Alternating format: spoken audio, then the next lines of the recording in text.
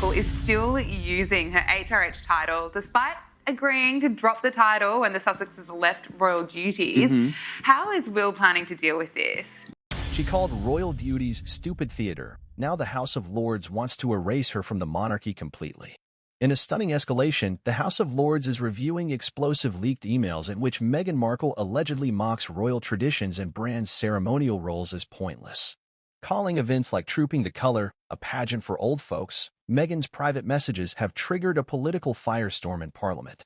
As pressure mounts to strip her of every remaining royal title, insiders say the Duchess is on the verge of collapse. What else was revealed in those emails? Who leaked them, and why now? This investigation has Buckingham Palace bracing for fallout that could reshape the monarchy forever. Before we continue, please hit the like button, subscribe to the channel, and turn on the notification bell for updates.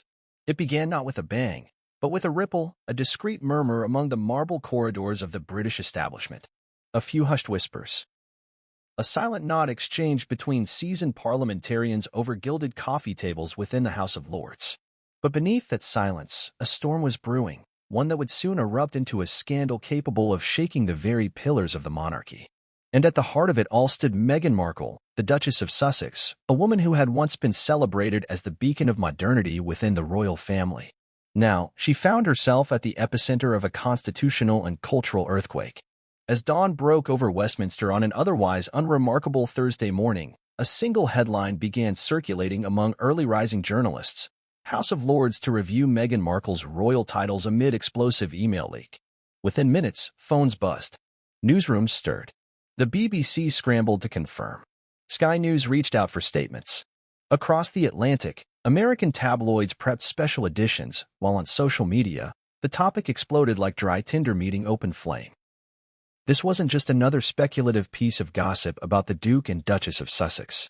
This time, the UK's upper chamber was involved. The Queen's representative peers were reviewing evidence. It was official. It was serious. The emails in question had come from a confidential source, a whistleblower operating deep within a London-based communications consultancy previously contracted by the royal household. The cache of documents, now in the hands of both the Lords' Ethics Committee and private investigators, included internal correspondence allegedly written by Meghan Markle. These weren't benign emails about fashion events or scheduling conflicts. These were messages that struck at the core of royal life. Sarcastic remarks about ceremonial responsibilities, dismissive descriptions of the monarchy, private rants about the antiquated pomp of state duties. Perhaps most damaging of all, Meghan's alleged description of royal obligations as stupid theatre designed to distract an aging population. The leak was seismic, not just for what it revealed, but for what it represented, a moment where private contempt allegedly clashed with public commitment. The woman who had once stood alongside Queen Elizabeth on the Buckingham Palace balcony, waving graciously to thousands gathered for Trooping the Colour, was now accused of mocking that very tradition behind closed doors. And this wasn't mere speculation fueled by tabloid conjecture. It was a matter under formal review by the British Parliament. For many, it felt like the unraveling of a fairy tale. The Hollywood actress who had captured the heart of a prince had also captivated the hearts of millions with her seemingly refreshing presence in the stiff world of British royalty. But the dream had long since curdled. From the infamous Oprah interview to the Netflix documentaries, to Harry's bombshell memoir, Spare, the narrative had shifted from one of fairy tale romance to open warfare. And yet, through all that, Meghan still retained her royal titles. Until now, this moment, this inquiry by the House of Lords, marked a decisive turning point. This wasn't a tabloid storm or a PR crisis. It was a matter of institutional consequence. The titles of Duchess of Sussex, Countess of Dumbarton, and Baroness Kilkeel, titles granted upon her wedding day, were now under legal and ceremonial scrutiny. And if the contents of the emails were authenticated, the House of Lords could recommend their revocation. What would follow next would not just be a blow to Meghan's standing. It would raise constitutional questions and ignite debate over the monarchy's role in modern Britain. To understand how we arrived at this moment, we need to go back. Not to the wedding day in 2018, where smiling faces and Union Jacks filled Windsor's cobbled streets, but before that, into the psychology of the House of Windsor and the modern media machine. The monarchy has long operated on the delicate balance between tradition and adaptation, pageantry, and political neutrality. When Meghan Markle entered that world, she did so under the spotlight of both admiration and suspicion. She was hailed as a sign of progress, a biracial American woman entering an institution once defined by its exclusivity. But from the beginning, the cracks showed. Behind the scenes, there were reports of staff resignations, whispers of difficult working relationships, and culture clashes with senior courtiers. In public, there was the rigidness of royal protocol. In private, according to the leaked emails, there was ridicule, cynicism, and outright disdain. A pageant for old folks, Meghan allegedly referred to trooping the color in one internal message.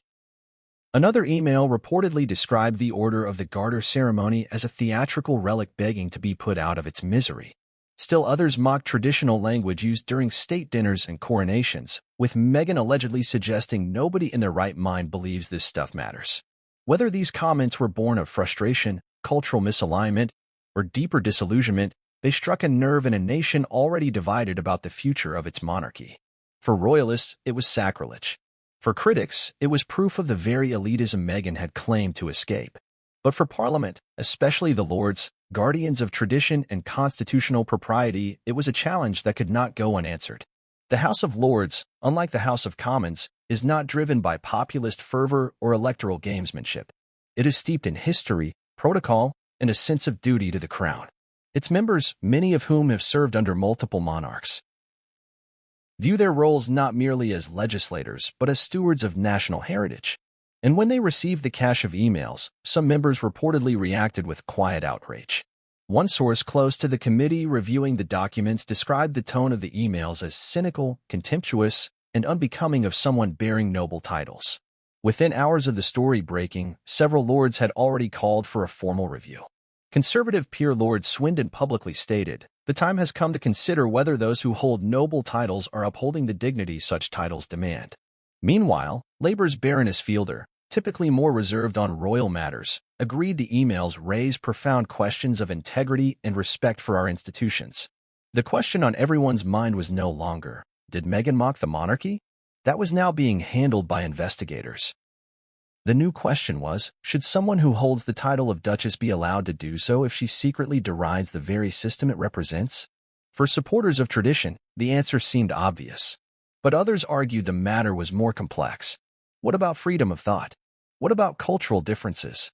Couldn't Meghan, like many outsiders entering royal life, have found the experience jarring, even absurd, without meaning disrespect? Still, optics matter in royal affairs. And even if Meghan never intended the emails to go public, the damage was done. In the court of public opinion, words spoken in private carry as much weight as actions taken in public. And in the rarefied air of royal Britain, perception often becomes reality. The House of Lords knew this. Their review, though procedural on the surface, was laced with symbolism. It was a test, not just of Meghan's titles, but of how much the monarchy can bend before it breaks. On the streets of London, opinion was split. Some saw the review as necessary. If she thinks it's all a joke, she shouldn't have the title, one passerby told a Sky News reporter near Trafalgar Square. Others saw it as petty. This is revenge dressed up as protocol, said another woman, holding a cup of takeaway tea. But inside the palace walls, things were more severe. Sources close to senior royals hinted at profound disappointment. There were rumors, never confirmed, that Prince William had quietly supported the review. As for King Charles, he maintained silence, as he often does when navigating personal and constitutional crises. But the weight of his silence only made the noise louder. And then, there was Meghan herself. At the time the news broke, she was reportedly in California, attending a charity gala. Cameras captured her smiling, shaking hands, making lighthearted conversation. But behind the scenes, sources say, the mood shifted rapidly. Once the gravity of the leak became clear, and the House of Lords' involvement was confirmed, Meghan retreated from public view. An insider close to the couple described her as shaken, adding, she never thought it would come to this. She thought the worst was behind her. But it wasn't. It had only just begun. This was not just a story about titles. It was a reckoning about loyalty, authenticity, and the fine line between modernity and mockery. In the chapters to come, we will examine the source of the email leak, the internal conflicts that set the stage, the furious reactions inside the palace, and how the fallout could reshape not only Meghan's future but the monarchy itself. But for now, we are left with an image, a house divided, a title in jeopardy, and a woman whose private words may cost her everything she gained by marrying into Britain's oldest institution. The timing was impeccable, or devastating, depending on which side of the Atlantic you stood. One moment, Meghan Markle was being photographed in a designer gown on the red carpet of a Los Angeles charity benefit. The next, her name was splashed across headlines in Britain, not for her philanthropy, not for a documentary deal, but for a damning trove of emails allegedly sent from her own devices. Emails that ridiculed the royal family, mocked British tradition, and revealed, at best, an icy distance from the institution she had once embraced, and at worst, a searing contempt. The leak was not random. It was calculated. And the bigger question was no longer whether the emails were real, it was who leaked them, and why now. The emails didn't land in the inboxes of gossip columnists or partisan bloggers. They were delivered quietly, anonymously, to a cross-party committee in the House of Lords. The envelope contained a memory stick and a typewritten note. No return address. No signature. The note read only, "These are relevant to the ongoing discussion of title use. The public deserves to know." That was it. No explanation. No demand for payment. Just data. Hundreds of messages, some with internal timestamps, others with back and forths between Meghan and unnamed associates, many of them consultants and media strategists. The House of Lords did not respond publicly at first, but within 72 hours, a review committee had been convened. Behind closed doors, the files were being examined, verified, assessed for their constitutional implications. But where had they come from? According to sources with knowledge of the investigation, the files were authentic, matching email addresses known to be used by Meghan Markle during her tenure as a senior royal. Cyber forensics confirmed metadata aligned with private communications sent from verified devices. These were not forged documents. The language was sharp, informal, even crude at times. Certain emails discussed royal duties as archaic absurdities and referred to key figures within the palace by dismissive nicknames. There were jokes, sarcastic emojis, and references to how the British press eats this theater up like boiled cabbage. In tone and structure, they didn't sound like official communications. They sounded like a person venting privately to her team, never expecting her words would be weaponized against her. But someone had weaponized them, and someone had access. The prevailing theory within Whitehall was that the leak originated from inside one of the PR firms previously contracted by Meghan and Prince Harry during their transitional period, specifically during the months following their infamous 2020 announcement that they would be stepping back from royal duties. During that chaotic time, the Sussexes had reportedly communicated with several consultants, legal advisors, and strategic planners. One such firm, Kensington North Communications, had been enlisted to assist with the branding and narrative around the couple's move to North America. According to records, internal staffers from that firm had full access to correspondence, especially while drafting statements, preparing interviews, and scripting social responses. The firm has since gone through a rebranding and executive shakeup, but among insiders, the suspicion was clear. Someone within that organization had retained copies of Meghan's private communications and waited, perhaps for years, for the right moment to unleash them. The question, again, was why now? Timing is never an accident in politics or media. And in this case, the leak coincided with two major developments. First, Prince Harry had recently submitted legal documents in an ongoing dispute over security costs and property entitlements in the UK. The legal battle had reignited debate over whether the Sussexes deserved royal privileges without fulfilling royal duties. Second, there were rumors swirling in parliamentary corridors that Meghan had been exploring opportunities to become more politically active in the United States, including interest in potential future public office. While speculative, these rumors had unsettled certain royalist factions who saw such ambitions as incompatible with her continued use of royal titles. In this charged atmosphere, the emails dropped like a grenade. And many believed that wasn't coincidence. Rather, it was a deliberate act intended to discredit Meghan at a critical crossroads, both in Britain and in the eyes of international media. Yet, some within Meghan's circle pointed the finger in a different direction. One source close to her claimed the leak was the work of a disgruntled former staffer with a vendetta, someone who had long harbored resentment after leaving on less than amicable terms. While no names were given, several staff departures from the Sussex household had made headlines in years past, often surrounded by whispers of poor morale and cultural clashes. Critics pointed to Meghan's way of doing things, American, assertive, boundary-pushing, as incompatible with the hierarchical and rigid structure of the royal household. It's not impossible, then, that someone who had felt steamrolled or undervalued might have held onto digital evidence, waiting for the moment to strike.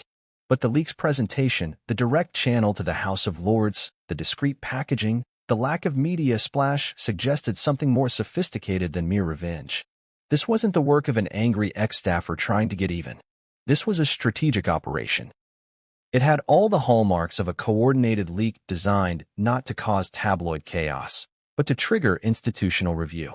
And therein lay another theory, one that, until recently, would have sounded like conspiracy: the palace itself.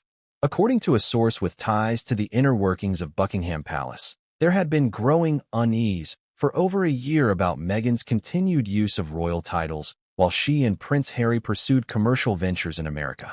While officially neutral, some senior royals were said to feel privately frustrated that their own roles had become fodder for documentaries, books, and television interviews. The emails, if confirmed, provided a rare opportunity, not only to justify the removal of titles, but to do so through formal channels, without appearing vindictive or personal. If the House of Lords acted first, the palace could claim neutrality. It could say, "This is Parliament's doing, not ours." Was it possible that someone within the royal family, or their extensive network of advisors, had quietly sanctioned the release of the documents? Not directly, perhaps, but with plausible deniability? That theory gained traction when it emerged that certain royals had already been briefed on the emails before the story went public. Prince William, in particular, was said to be deeply aware of the situation and supportive of a careful review process. King Charles, ever cautious, reportedly adopted a watch-and-wait approach. None of this could be confirmed. There was no smoking gun. But in the complex dance of royal politics, silence often speaks volumes. Meanwhile, in California, Meghan and Harry's team scrambled to contain the fallout. Publicly, they issued no immediate statement. Privately, sources described the mood as tense, panicked, and uncertain. Meghan reportedly believed the emails were taken out of context, that the jokes and comments were never meant for public consumption, and that private correspondence should not be used as evidence of disloyalty.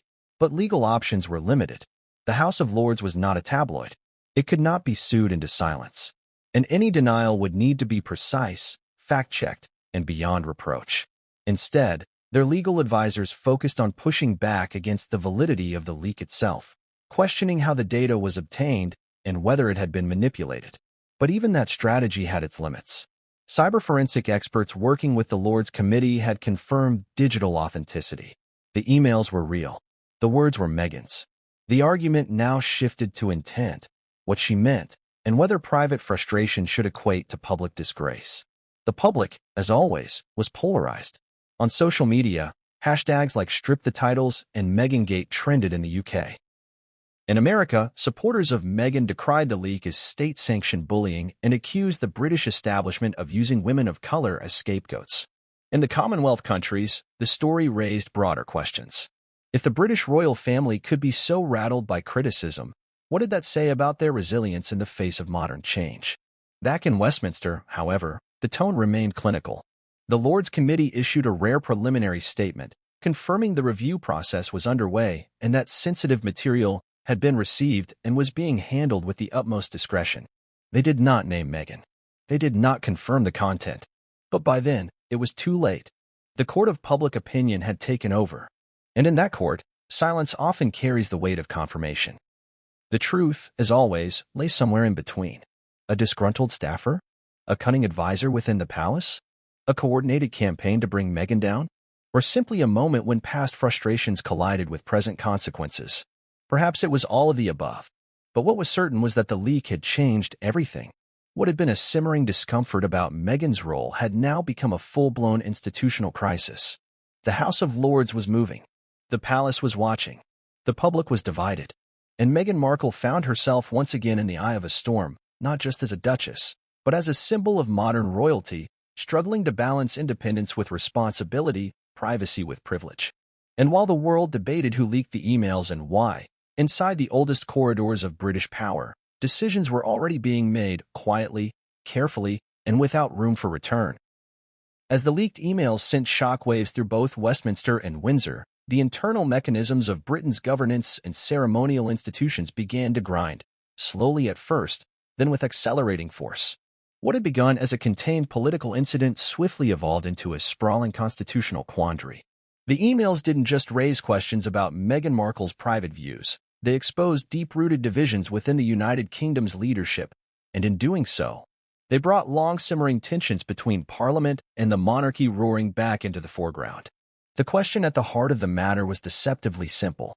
Should Meghan Markle continue to hold the title of Duchess of Sussex if her personal correspondence revealed disdain or disinterest in the responsibilities and symbolism associated with that title? But surrounding that question were layers of political, cultural, and legal complexity that immediately split Parliament down the middle. In the House of Commons, MPs reacted along predictably partisan lines. Conservative MPs, many of whom had long viewed the Sussexes' post-royal behavior as a constitutional irritant, called for a formal debate on revoking titles not actively tied to state duty. Sir Gerald Whitmore, a senior backbencher with close ties to Buckingham Palace, stood in Parliament and declared that the dignity of our honours system demands alignment between conduct and privilege. He added that the leaked materials, if legitimate, cast a troubling light on the individual's commitment to the values embedded in our noble institutions. Labour MPs, meanwhile, were more measured, though not without criticism. Several, particularly those from constituencies with large immigrant populations, framed the issue as symptomatic of a wider cultural conflict between Britain's traditions and its evolving modern identity. We should be careful not to punish someone for expressing frustration in private, particularly when that someone has faced relentless public scrutiny and racialized criticism, said MP Sarah Khan of Manchester South. But even within Labour, there were whispers that Meghan's role had become untenable, not because of what she said, but because of what the emails could now be used to represent. In the House of Lords, where the leak had initially landed, the atmosphere was more grave. Members across party lines expressed concern that the emails had forced Parliament into a new role, arbiter of royal integrity. Some peers argued that title allocation had always been the prerogative of the monarch and should remain so. Others contended that in cases where royal titles intersect with public funds, national representation, or diplomatic engagements, Parliament had both the right and the responsibility to intervene. The most striking intervention came from Lord Angus Morel, a respected crossbench peer with a reputation for impartiality. In a landmark address, he stated, "We are not debating scandal. We are debating the relationship between private character and public honor. Titles conferred by the Crown carry not only prestige but also an expectation of service, of loyalty, of respect for the institution that bestows them." His words carried weight and set the tone for what would become an extraordinary parliamentary session dedicated entirely to the issue. Meanwhile, the royal family maintained a pointed and practiced silence. Buckingham Palace issued no statements. No aides were authorized to comment. The working royals continued their scheduled appearances without acknowledgement of the growing storm.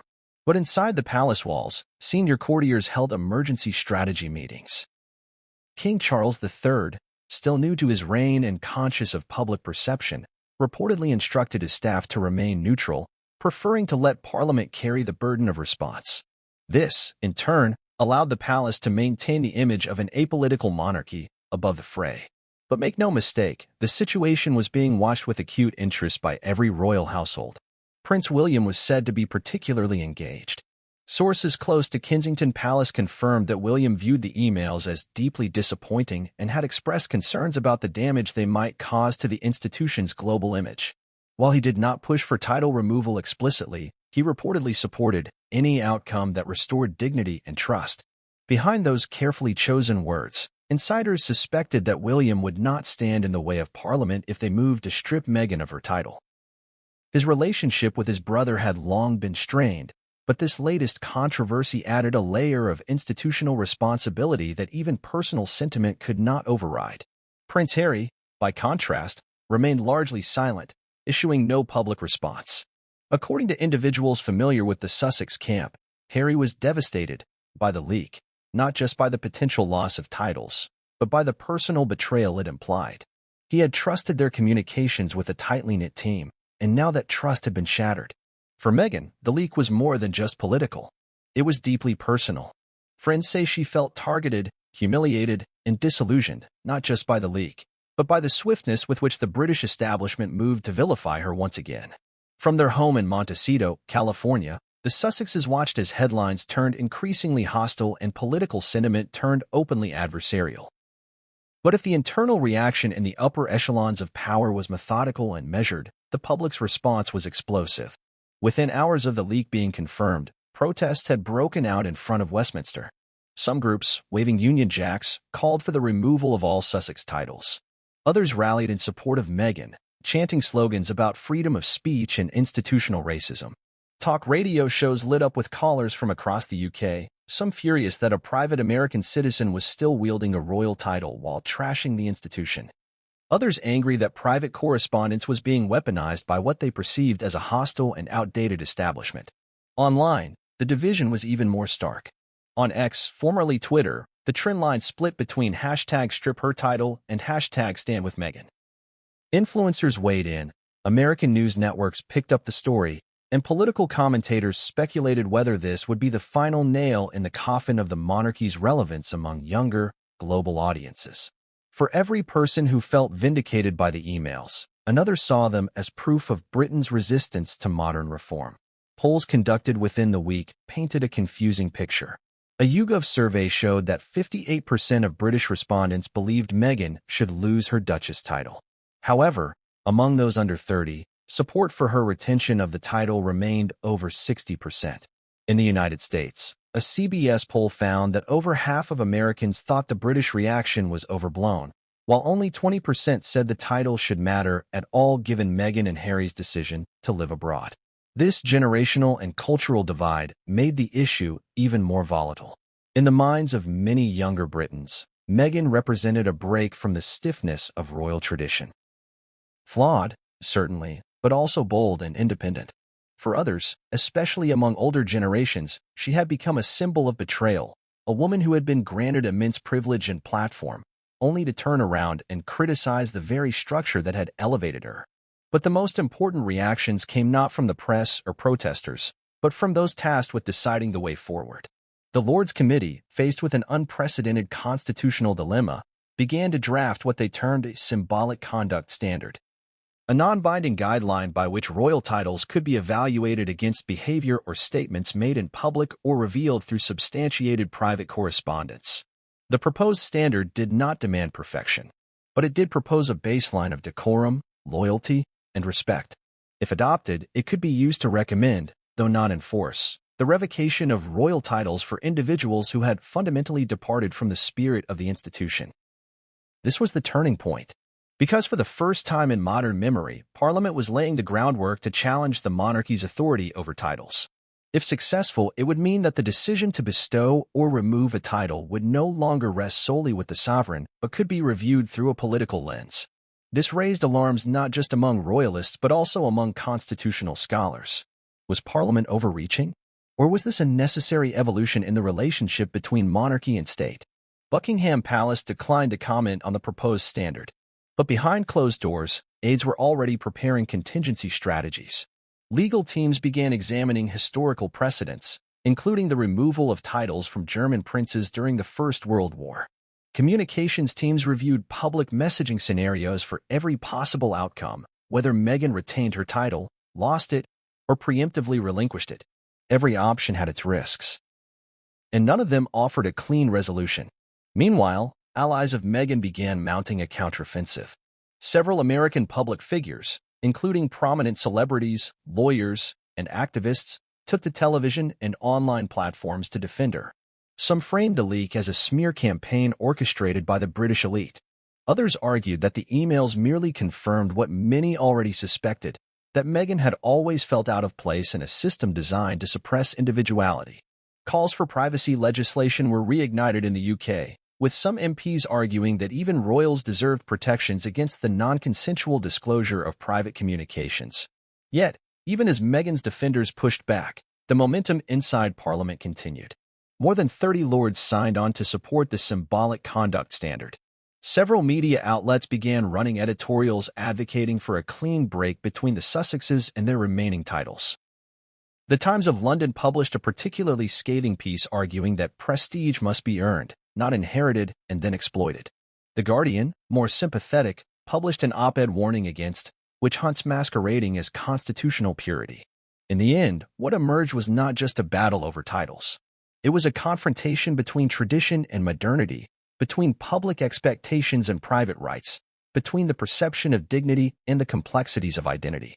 It exposed fissures not only within the royal institution but within British society itself. As the Lords prepared to vote on whether to adopt the new standard, and as Parliament braced for a potential wave of procedural reforms, the monarchy stood at a crossroads. Would it quietly accept Parliament's influence, or push back to preserve its symbolic independence? Would Meghan Markle be stripped of her title as Duchess of Sussex, or would she, and perhaps Prince Harry as well, preemptively relinquish it to avoid the spectacle? Nothing had been decided yet. But one thing was clear: the internal clash was no longer avoidable. It was out in the open, undeniable, and irreversible. As the political machinery in the United Kingdom revved into high gear and the public discourse became increasingly polarized, all eyes inevitably turned toward Montecito, California, home to Meghan Markle and Prince Harry. The Duke and Duchess of Sussex had long walked a tightrope between their royal past and their independent future, but the leak of Meghan's emails, and the subsequent parliamentary movement to potentially strip her of her Duchess title, represented a seismic threat to their carefully curated post-royal brand. The world waited to see. Would they fight back, or fold under the pressure? And what did their response, or lack thereof, reveal about the state of their relationship with the monarchy and with each other? Within hours of the story breaking, the Sussex household initiated what insiders later described as a multi-tiered containment strategy. The couple's immediate response was silence, a calculated pause that was anything but passive. Their team, comprised of high-powered lawyers, PR experts, and trusted confidants, moved swiftly to analyze the damage, identify potential breaches of privacy, and assess whether legal action was a viable path forward. The priority was control of the narrative, of public perception, and of the legal terrain. The email leak was not just an embarrassment, it was a liability. And Meghan in particular, who had faced years of tabloid onslaughts and legal warfare in the British courts, understood that every move going forward would set the tone for the battle ahead. Meghan's first internal reaction, according to one of her close friends, was fury. Not just at the breach itself, but at the hypocrisy she perceived in the reaction from the British press and Parliament. She felt like no one gave her the benefit of the doubt, the friend revealed. Everyone just assumed the worst. There was no effort to contextualize her words or acknowledge how deeply isolated and attacked she had felt during her time in the UK. Meghan reportedly viewed the emails, if indeed they were hers, as part of a broader effort to vent private frustrations, not to undermine the monarchy. But once those words became public, intention no longer mattered. The narrative had already taken root. Harry's response was more complex. While publicly silent, those close to him described a man caught between conflicting identities, son of the king, husband to a woman vilified by the crown, and father to children who bore titles now hanging by a thread. Harry had always framed his departure from royal life as a protective act. "I had to get us out," he famously said in interviews following their exit. But now, the royal institution he had once escaped seemed determined to reach across the Atlantic and redefine the terms of his family's post-royal identity. The possibility that his wife could be stripped of her Duchess title, something bestowed by his grandmother, cut deep. Behind the scenes, the Sussex's legal team began laying the groundwork for a potential privacy lawsuit. Initial efforts focused on identifying the source of the leak. If the emails had come from within the House of Lords, it opened up a complex jurisdictional challenge. Could Meghan, a U.S. citizen residing in California, sue a sitting British lord? Would diplomatic immunity protect them? And more importantly, was there a legal framework in place to stop the public dissemination of private communications once they had entered the political sphere? The lawyers weren't optimistic. Once a matter entered Parliament, it was largely shielded from civil litigation. The concept of parliamentary privilege meant that even if the emails had been stolen, their use in official debate would likely be protected. Still, Meghan's team explored alternative angles: defamation, data theft, even international cybercrime statutes. But every option came with complications, and the couple understood that a lawsuit, especially one that pitted them directly against the British state, would come with significant political and financial risks. With legal recourse uncertain, Meghan and Harry pivoted toward public strategy. Their team reached out to major American media outlets, offering off-the-record context and urging restraining coverage. Simultaneously, plans were put in motion for a high-profile sit-down interview, one that would allow Meghan to present her side of the story in a controlled, emotionally resonant environment. The goal was clear: humanize the narrative, reclaim agency, and draw a stark contrast between Meghan's private anguish and the cold, procedural machinery of British aristocracy. But they also knew that another interview could backfire. After the infamous Oprah interview and the release of the Netflix docuseries, public sentiment in the UK had grown weary of the Sussexes' tell-all approach. A poorly executed interview could reinforce accusations of attention-seeking. A well-executed one, however, could shift the global conversation, especially among American audiences and younger demographics. Meghan's team weighed several options for the platform. There were discussions with Gayle King, who had a long-standing friendship with the couple. Others proposed a more neutral setting, a sit-down with a respected international journalist like Christiane Amanpour or Anderson Cooper. Each choice came with trade-offs: familiarity versus gravitas, empathy versus objectivity. In the end, no decision was immediately made. Meghan and Harry understood that timing would be everything. Strike too early, and they'd look desperate. Wait too long, and the narrative would calcify without them. Meanwhile, their philanthropic and commercial ventures began to experience collateral impact. Corporate partners grew jittery. Executives at Netflix and Spotify requested emergency briefings on how the title controversy might affect their branding strategies. The couple's charitable foundation, Archewell, began fielding concerned inquiries from donors and nonprofit partners. Would their affiliation with the Sussex name become a liability? Were future public engagements now compromised? Internally, Archewell staff reportedly worked overtime to shift focus back onto the couple's humanitarian work.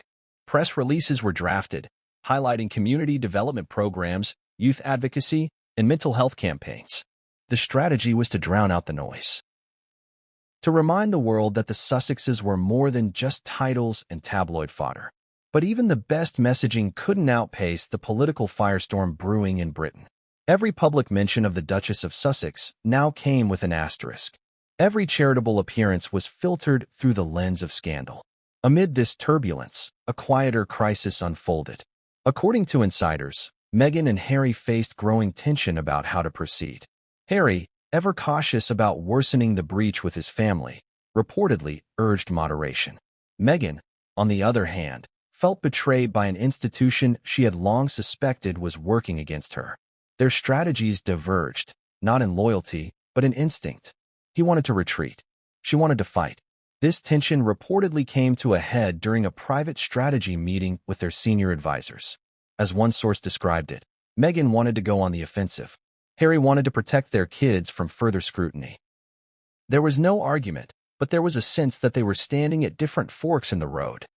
Yet despite their differences, their bond remained intact. Those close to them said they were unified in one fundamental belief: they could not go back. The bridge to royal life had long been burned, but now the ashes were being scattered by forces far beyond their control. Whether or not Meghan retained her title, the symbolic rupture was complete. They were no longer the Duke and Duchess of Sussex in anything but name. They were now players in a larger narrative, a story about power, race, tradition, and transformation. And so, the Sussexes opted for a phased response. Phase 1 was silence, allowing the storm to exhaust itself. Phase 2 was preparation, legal groundwork, public messaging, internal unity. Phase 3, though not yet activated, would be visibility, an interview, a public appearance, a speech. Meghan's friends speculated that she might speak at a major global forum, perhaps tying her experience to broader themes of women's empowerment and media accountability.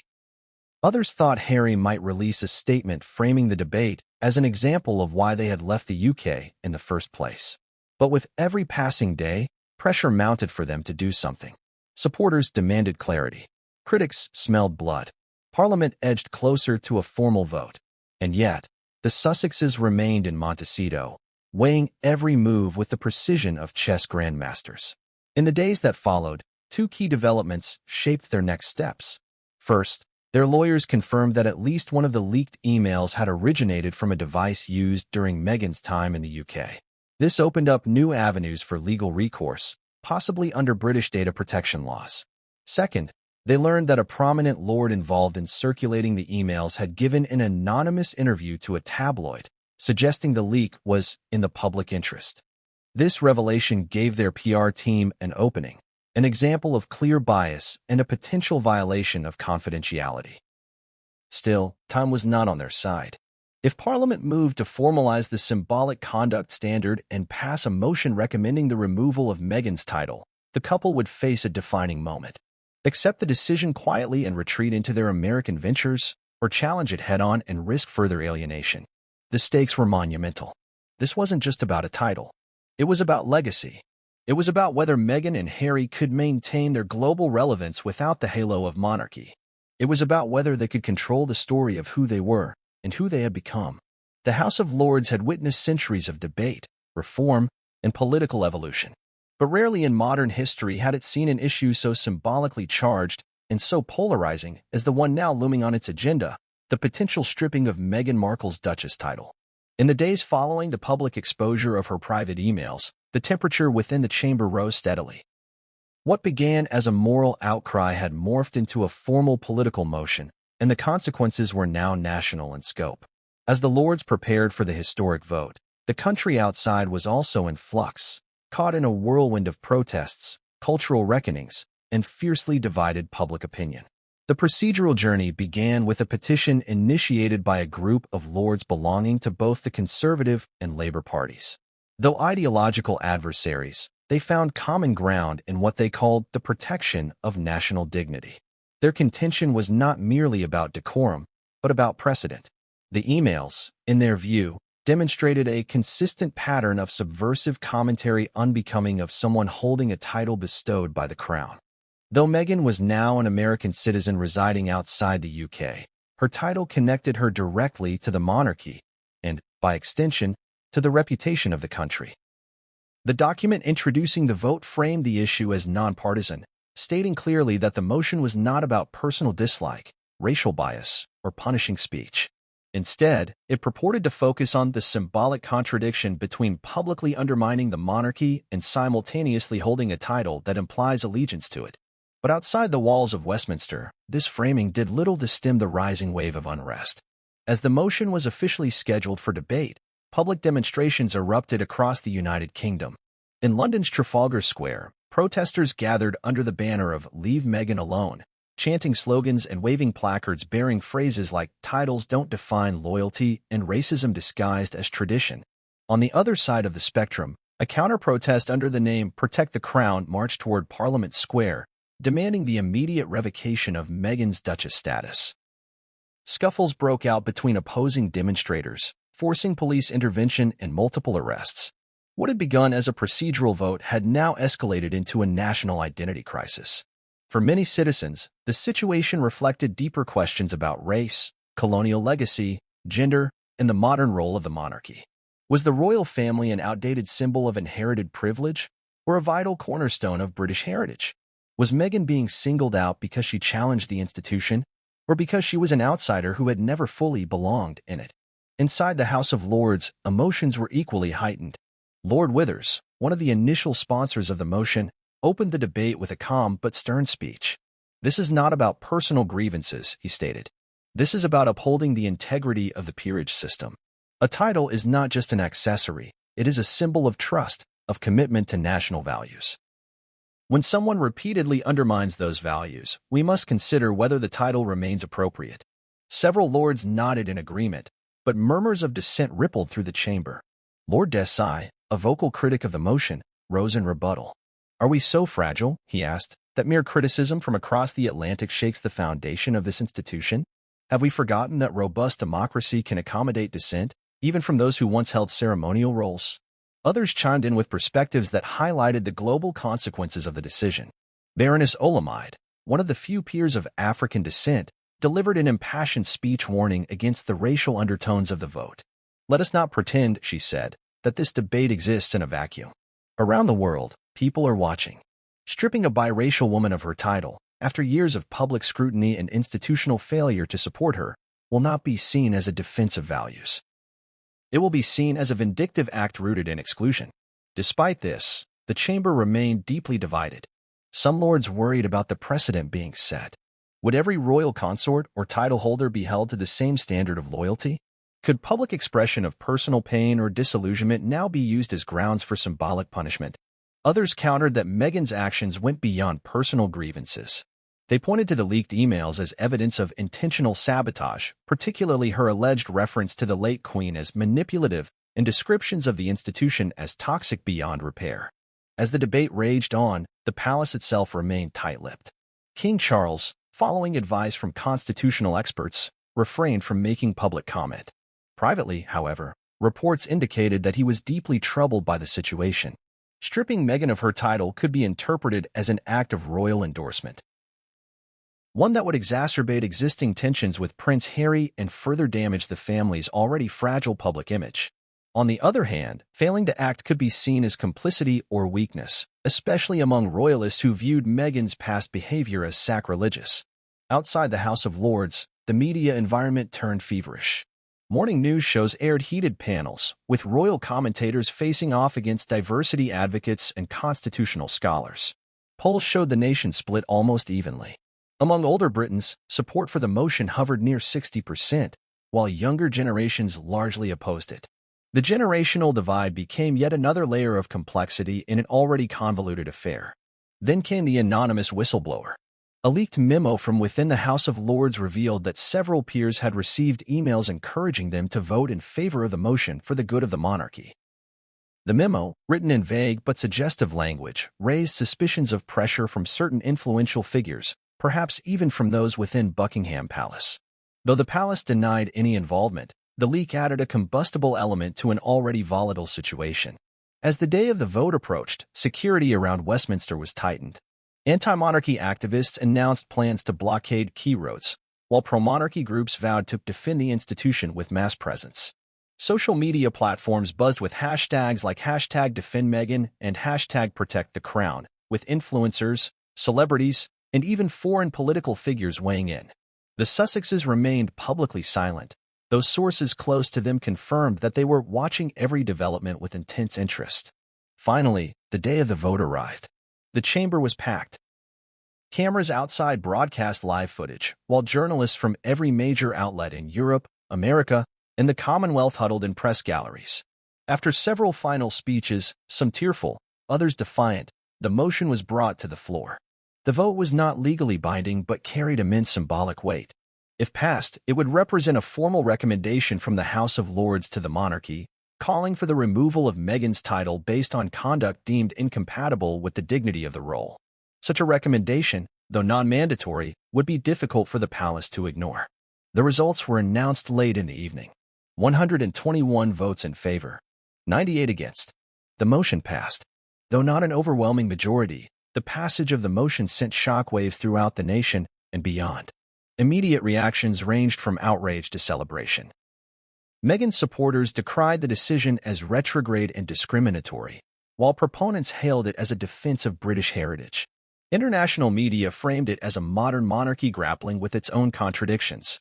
American outlets, in particular, focused on the racial implications and how this could further strain U.K.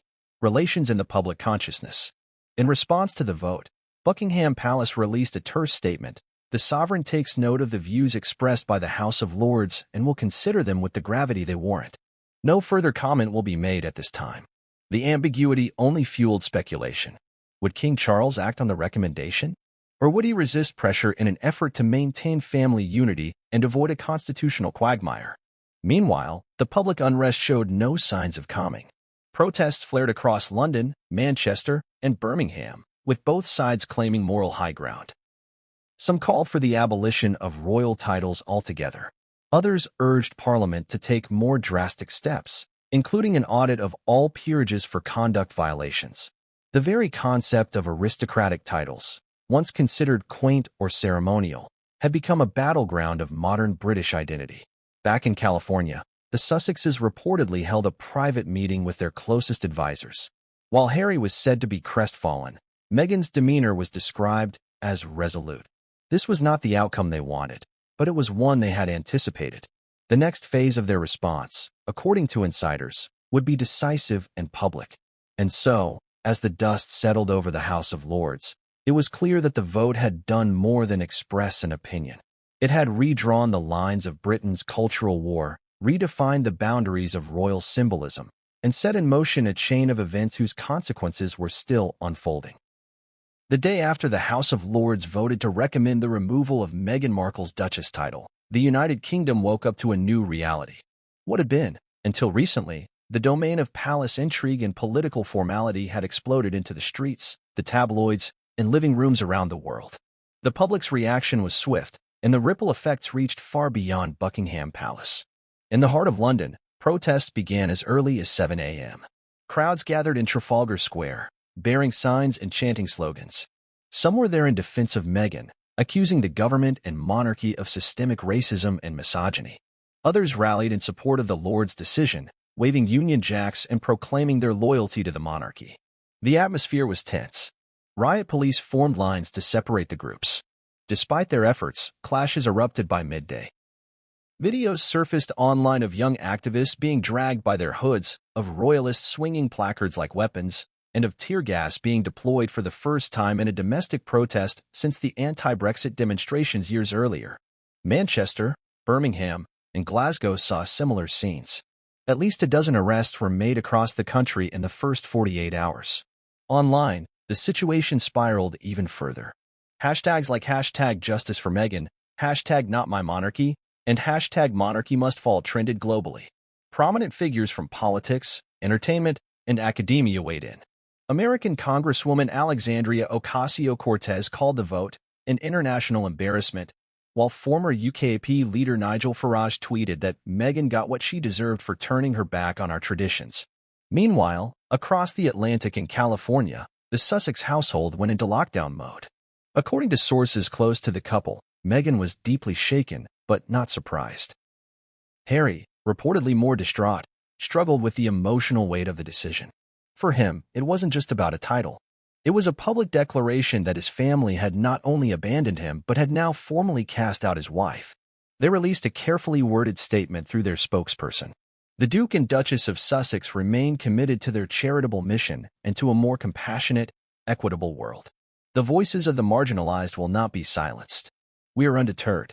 Though subtle, the message was a clear signal that would not retreat quietly. But the pressure on the monarchy was mounting. The palace's initial noncommittal response to the Lords' recommendation was no longer sufficient. Journalists camped outside royal residences, demanding clarity. Royal sources told selected media that King Charles had entered private meetings with senior advisors. Among those consulted were constitutional experts, senior members of parliament, and former courtiers. At stake was not just Meghan's title, but the credibility of the crown itself. If the king accepted the recommendation, it would be viewed by many as yielding to pressure and effectively endorsing the public shaming of his daughter-in-law. If he rejected it, he risked alienating the establishment, members of the government, and portions of the British public. Compounding the pressure was the unexpected release of a new documentary from an American streaming platform titled The Royal Exit Files. Originally scheduled for release later in the year, the producers fast-tracked its premiere to coincide with the ongoing crisis. The multi-part series included unseen footage of Meghan discussing her first year in the royal family. In one particularly emotional scene, she recounted crying alone in her room at Kensington Palace, claiming, "They didn't see me as a human being. I was a role to fill, a photo to take, a woman to silence." The documentary struck a nerve. In the United States and parts of Europe, sympathy for Meghan surged. Editorials in the New York Times and Le Monde criticized the British monarchy as anachronistic and institutionally resistant to modernity. Oprah Winfrey, who had previously interviewed the Sussexes, released a brief but powerful statement, saying, "Silencing women, especially women of color, for telling their truth is a dangerous precedent to set in any country." Back in the UK, the royal family began to fracture in ways not seen since the death of Princess Diana. Prince William, who had tried to remain publicly neutral, was privately furious, according to multiple royal correspondents. He believed the Lords' vote and the subsequent media chaos had undermined years of careful image management. For months, William had attempted to rehabilitate the monarchy's reputation, engaging in outreach programs, community events, and environmental advocacy. Now, all of it was being eclipsed by what some were calling the Meghan crisis. Behind palace doors, Tensions between William and Charles reportedly boiled over during a closed-door strategy session. William advocated for a clear break, either strip the title completely and move forward or issue a firm rejection and publicly support Meghan and Harry. Charles, however, feared the political ramifications and urged caution, worrying that any decision could provoke either Parliament or the public. Princess, and long considered the monarchy's most practical member, reportedly urged her brother to reject the Lords' recommendation. Her position, according to insiders, was that honoring the vote would expose the monarchy to a cycle of political interference. If they do it to Meghan, she reportedly said, they'll come for us next. In the midst of this, an explosive report was leaked to a major British newspaper. It contained transcripts of internal royal correspondence during the height of Meghan and Harry's media battles. While none of the messages explicitly mentioned racism, they did confirm that senior palace aides had discussed limiting her visibility and minimizing controversy around her biracial identity. Though the palace declined to comment on the authenticity of the leak, its publication added fuel to an already raging fire. Internationally, the UK's reputation took a hit. Former Commonwealth nations, especially those in the Caribbean, issued statements condemning the Lords' decision and reignited debates about cutting ties with the monarchy. In Barbados, thousands marched in Bridgetown chanting for full Republican status. In South Africa, a parliamentarian called for renaming a major city square that bore the Queen's name. Australia's Republican movement saw a 20% spike in support in national polls taken just days after the vote. Within Britain, younger citizens grew increasingly vocal in their opposition to the monarchy. University campuses became hotbeds of activism, with student unions passing motions declaring the monarchy institutionally outdated and morally compromised. A survey from a prominent polling organization showed that support for the monarchy had fallen to 52%, the lowest level in recorded history. As the media continued to dissect every angle of the fallout, personal accounts began to surface. Staffers who had once worked with Meghan described a culture of quiet exclusion and bureaucratic hostility. One former palace aide, speaking anonymously, revealed that requests from Meghan's team were often delayed or ignored entirely, especially when compared to those from William and Kate. Another mentioned that Meghan was routinely left out of briefings that other senior royals attended. All of this came to a head during a live interview with Prince Harry. Appearing via video call on an American network, he opened up more than he ever had since the Oprah interview. "This was never just about a title," he said, his voice steady but emotional. "It was about the idea that someone can be punished for not playing a role that was never designed for them. Meghan gave everything she could, and when she needed support, she was told to be quiet. Now they want to take away her name? Fine. But don't pretend it's about values. It's about control." His words echoed across social media, triggering a fresh wave of public debate. For many, Harry's remarks confirmed what they had long suspected, that the royal family operated under an unspoken code of silence, and those who broke it paid a price. In a surprising move, Meghan herself issued a follow-up statement through her podcast. She thanked those who had supported her and emphasized her commitment to advocacy and social justice. In a subtle jab at the monarchy, she said, "True nobility is not in a title, it's in how you treat others, especially when no one's watching." The royal family, for their part, maintained silence. No further public statements were made. But inside the palace, the mood had shifted. Advisors began to urge King Charles to act before the situation spiraled further out of control. The monarchy, once considered unshakable, was now in danger of appearing powerless, or worse, vindictive. As the week drew to a close, Buckingham Palace announced that King Charles would address the nation in a televised speech. The country braced itself for what many believed would be a defining moment in royal history. The air across the United Kingdom hung heavy with anticipation as citizens, media outlets, and international observers awaited what would become one of the most significant royal broadcasts in modern British history. It had been days since the House of Lords voted in favor of recommending the removal of Meghan Markle's Duchess title. The silence from Buckingham Palace had grown more deafening with each passing hour. Tension gripped the country like a vice, and speculation swirled relentlessly. Would the monarchy stand by tradition or reform? Would the king yield to public pressure? Or would he defend the very institution that had crowned him? At precisely 8 p.m., all major British television networks cut their regular programming. Screens faded to black, then transitioned to the familiar interior of the white drawing room at Buckingham Palace. The curtains were drawn, the lighting subdued. A solitary desk sat before a grand fireplace, flanked by a large portrait of Queen Elizabeth II and a vase filled with white lilies, a silent nod to dignity and mourning. Behind the desk stood King Charles III, dressed in a black suit and deep blue tie. His demeanor was neither royal pomp nor political spectacle. It was solemn, restrained, and deliberate. The man who had waited over 70 years to assume the throne now found himself presiding over what many saw as a constitutional and cultural reckoning. He began with a pause, a breath that felt like an eternity. "My fellow citizens," the king said, his voice measured but unmistakably tinged with emotion. "I come before you this evening not merely as your sovereign, but as a father, a grandfather, and a steward of this great nation's traditions and future." That opening line immediately struck a different tone. It signaled that this was not going to be a cold or ceremonial statement. This was personal.